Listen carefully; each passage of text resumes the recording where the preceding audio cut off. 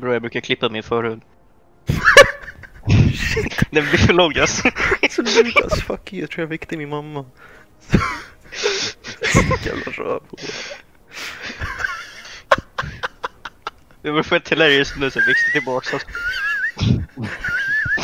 Vad är det för vis?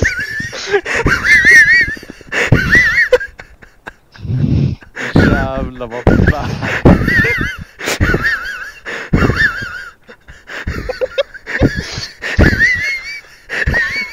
Fan.